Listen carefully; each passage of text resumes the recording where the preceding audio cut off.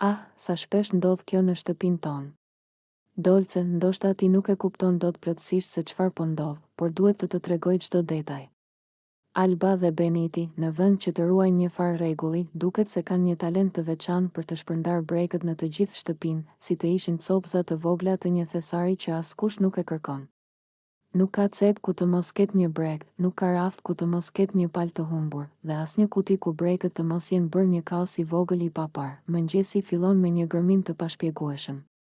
Alba fut dorën në dollap, kërkon diçka të thjeshtë, ndoshta një palë brek të pastër. Dhe çfarë gjen? Një copë brekësh të shpërndara, disa të palosura keq, disa të tjerë duke qëndruar në mënyrë krejtësisht të pafuqishme në cepin e dhomës. Ku janë brekët e mi? Dëgjohet zëri i saj, ndërsa Beniti, i qeshur dhe pak i pafajshëm, thot: "Ah, nuk e di. Mbase janë aty ku i lë vendi i tyre." Por natyrisht, vendi i tyre nuk është askund i qartë, sepse brekët kanë një mënyrë misterioze të zhvendosjes nga një cep në tjetrin. Pas kësaj, fillon një debat i vogël.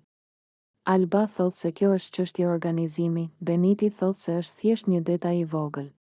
Por detaj i vogël shndërrohet menjëherë në përplasje të madhe, sepse në shtëpinë tonë brekët nuk janë thjesht brek, ata janë shkak për konflikt, simbol i mosmarrëveshjeve të vogla që rriten në drame të mëdha.